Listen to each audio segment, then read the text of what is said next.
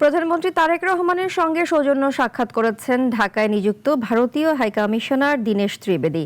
এ সময় দুই দেশের বিভিন্ন বিষয় নিয়ে আলোচনা হয়। স্বরাষ্ট্রমন্ত্রীর সঙ্গে আলাদা বৈঠকের পর সাংবাদিকদের তিনি বলেন, বাংলাদেশ ভারত সম্পর্ক নিয়ে টানাপোড়েন থাকলেও আলোচনার মাধ্যমেই দুই দেশের সব ইস্যুর সমাধান সম্ভব।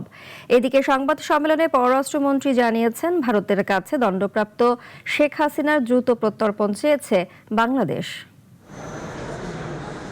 বাংলাদেশে ভারতের হাইকমিশনার হিসেবে দায়িত্ব নেওয়ার 2 মাস পর আজ সকালে প্রধানমন্ত্রী তারেক রহমানের সঙ্গে প্রথমবার সৌজন্য সাক্ষাৎ করলেন দীনেশ ত্রিবেদী।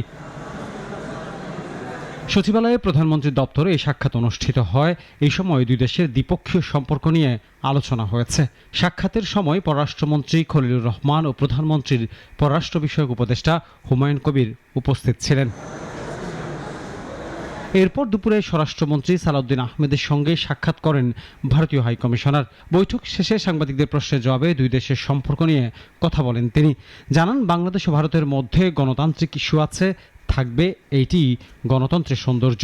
ইস্যুস না থাকলে তো ডেমোক্রেসি থাকবে না। ইস্যুস কেন? ইস্যুস তো আপনি বাড়িতেও ইস্যু থাকে, আমি যখন বাড়ি যাই বাড়িতেও ইস্যু থাকে। আর এইটা আছে কোনো ইস্যু এইটা না যা আমরা সলভ করতে পারি। এটা আমি বলতে পারি, এটা আমি কনফিডেন্টলি বলতে পারি, কোনো ইস্যু নাই যা আমরা বসে সেটেল করতে পারি না। দুই দেশের জনগণের প্রত্যাশার কথাও তুলে ধরেন ভারতীয় হাইকমিশনার। তার দাবি, বাংলাদেশের সঙ্গে সুন্দর সম্পর্ক চায় ভারতের জনগণ। একই প্রত্যাশা রয়েছে ভারতের প্রধানমন্ত্রীরও। সাধারণ মানুষ, ইন্ডিয়ার সাধারণ মানুষ, বাংলাদেশের সাধারণ মানুষ একই জিনিস চায়, সম্পর্ক ভালো। এটা ন্যাচারাল। আমার প্রধানমন্ত্রীও আমাকে সবসময় এইটা বলেছে যে সম্পর্ক ভালো থাকা বিশেষ দরকার, নাহলে আমি কেন আসতাম। বাংলাদেশ ভারত সম্পর্কের নানা ইস্যু নিয়ে যখন দুই দেশের মধ্যে আলোচনা ও নানা ধরনের মতপার্থক্য রয়েছে, তখন সম্পর্ক এগিয়ে নিতে আলোচনার উপরে জোর দিলেন ঢাকায় নিযুক্ত ভারতীয় হাইকমিশনার দীনেশ ত্রিবেদী। এদিকে বৈঠকের বিষয়ে ব্রিফিংয়ে পররাষ্ট্রমন্ত্রী ডক্টর খলিলুর রহমান বলেন, ভারতের কাছে দণ্ডপ্রাপ্ত শেখ হাসিনাকে দ্রুত প্রত্যার্পণ চেয়েছে বাংলাদেশ।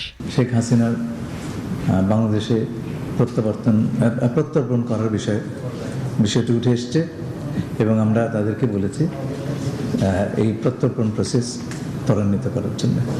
আমরা আশা করি ভারত এই ব্যাপারে পজিটিভলি সাড়া দিবে। এই সময় সাংবাদিকদের প্রশ্নের জবাবে তিনি বলেন, প্রধানমন্ত্রী তারেক রহমানের ব্রিক্স সম্মেলনে যোগদানের বিষয়ে কোনো সিদ্ধান্ত হয়নি।